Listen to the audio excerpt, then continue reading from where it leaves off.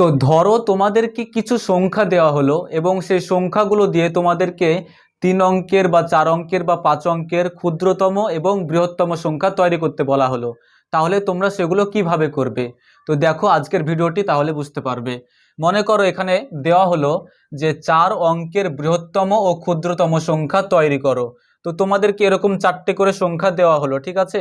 তো এই সংখ্যাগুলো দিয়ে তোমাদের বৃহত্তম সংখ্যা তৈরি করতে হবে আর ক্ষুদ্রতম সংখ্যা তৈরি করতে হবে।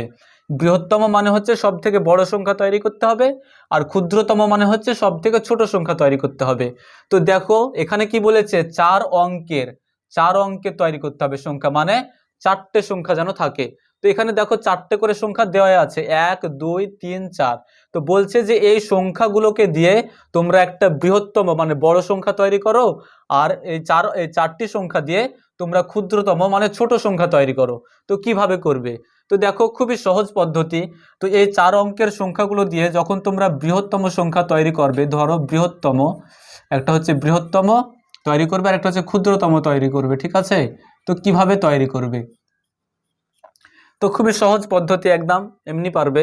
যখন তোমরা এই যে 4টে সংখ্যা আছে, এই 4টি সংখ্যা দিয়ে তোমাদের কি করতে বলেছে, 4 অঙ্কের বৃহত্তম সংখ্যা বের করতে বলেছে। তো 4 অঙ্কের যখন বৃহত্তম সংখ্যা বের করতে বলবে, বৃহত্তম মানে বড়, জানো তো। তার মানে আমাদেরকে কি করতে হবে, সব থেকে বড় সংখ্যাগুলোকে আগে লিখতে হবে, তারপর বড় থেকে ছোট সংখ্যা লিখবো, ঠিক আছে। তাহলে এভাবে যদি সাজিয়ে লিখো তাহলেই বৃহত্তম সংখ্যা তৈরি হয়ে যাবে। মনে করো এখানে আছে 1 2 3 4। তো আমরা বৃহত্তম সংখ্যা তৈরি করব, তাহলে আমরা কি করব, প্রথমে বড়টাকে আগে লিখব। তাহলে এখানে বড় সংখ্যা কত আছে, বড় আছে 4। তাহলে আমরা এখানে 4কে আগে লিখলাম, ঠিক আছে। তো 4 লিখলাম। এরপরে বড় সংখ্যা কোনটা আছে, এর থেকে ছোট মানে বড় সংখ্যা কত আছে, পরে 3 আছে। তাহলে এখানে 3 বসিয়ে দিলাম। তারপরে কত আছে, 3-এর পরে 2, তাহলে 2কে বসিয়ে দিলাম। তারপরে কত আছে, 1, তাহলে এখানে 1কে বসিয়ে দিলাম। তাহলে দেখো এই 4টে সংখ্যাকে দিয়ে আমরা বৃহত্তম সংখ্যা তৈরি করলাম, কত হলো, 4321। এটা হয়ে গেল বৃহত্তম। এবার যদি এই সংখ্যাগুলোকে দিয়ে ক্ষুদ্রতম সংখ্যা তৈরি করতে বলে, তাহলে কি করব, যখন ক্ষুদ্রতম মানে ছোট সংখ্যা তৈরি করতে বলবে, তখন আমরা আগে ছোট সংখ্যাগুলোকে লিখব পরপর, ছোট থেকে বড় যেভাবে সাজায় সেভাবে লিখে দিব পরপর, তাহলে ক্ষুদ্রতম সংখ্যা তৈরি হয়ে যাবে। তাহলে আমরা কি করব, প্রথমে ছোট সংখ্যা, ছোট কত আছে, এখানে 1 আছে, তাহলে প্রথমে 1 লিখবো, ঠিক আছে। তারপরে দেখো কত আছে, ছোট আছে, তারপরে 2 আছে, তারপরে 2কে লিখবো, হলো। তাহলে 1 2 লিখা হলো। তারপরে ছোট মানে তারপরে 2-এর পরে কত হবে, ছোট 3 আছে, তাই না। তাহলে 3 আছে, তারপরে কত 3 আছে, তারপরে 4 আছে, তার মানে 4 হবে। তাহলে 4 বসিয়ে দিলাম। তাহলে এভাবে তোমরা মানে যে কোনো সংখ্যাতে, এখানে বলেছে 4 অঙ্কের, তাই দেখো এখানে 4টে সংখ্যা আছে, এখানেও 4টে সংখ্যা আছে। তো এভাবে আমরা বৃহত্তম সংখ্যা বের করলাম আর ক্ষুদ্রতম সংখ্যা বের করলাম, ঠিক আছে। বুঝতে পেরেছো?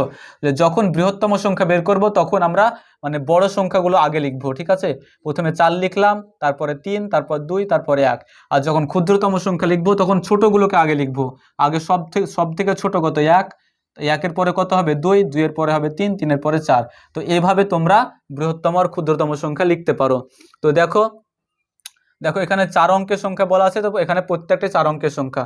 তো এখানে 4টে করে সংখ্যাই দেওয়া আছে। তো তোমরা শুধু এইভাবে যখন বৃহত্তম বলবে তখন বড় থেকে ছোট সাজাবে, আর যখন ক্ষুদ্রতম বলবে তখন ছোট থেকে বড় সাজিয়ে দিবে, ঠিক আছে।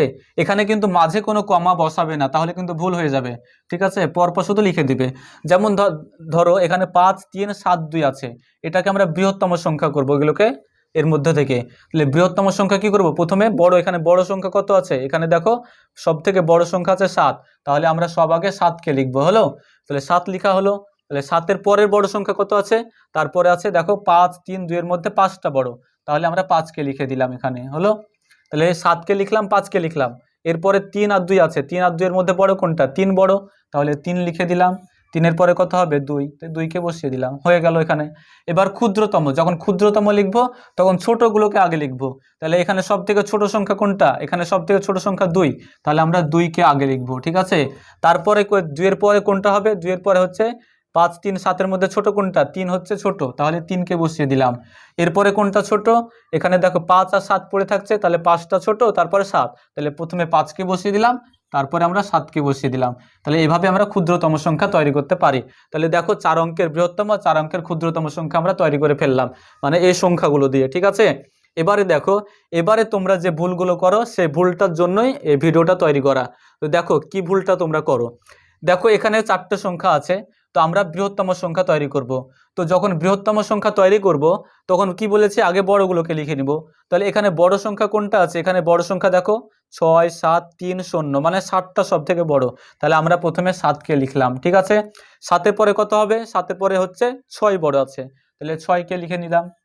তারপরে কোনটা বড় আছে, তারপরে দেখো 3 আছে, তাহলে 3 বসিয়ে দিলাম। তারপরে কত, 0 0 আছে, তাহলে 0 বসিয়ে দিলাম। এভাবে আমরা বড় থেকে ছোট সাজিয়ে দিলাম, তাহলে আমাদের বৃহত্তম সংখ্যা তৈরি হয়ে গেল। এবার আমরা ক্ষুদ্রতম, এই 4টে সংখ্যা দিয়ে ক্ষুদ্রতম সংখ্যা তৈরি করব। তাহলে কি করব, আমি আগেই বলেছি যে যখন ক্ষুদ্রতম সংখ্যা তৈরি করবে তখন ছোট সংখ্যাকে আগে লিখবো, তাই তো।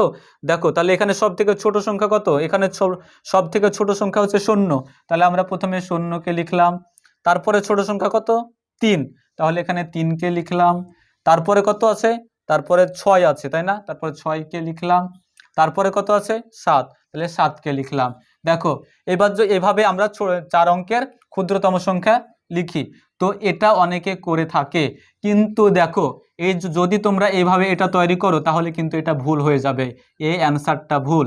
কেন ভুল জানো, কারণ এখানে তোমাকে বলেছে 4 অঙ্কের সংখ্যা তৈরি করতে।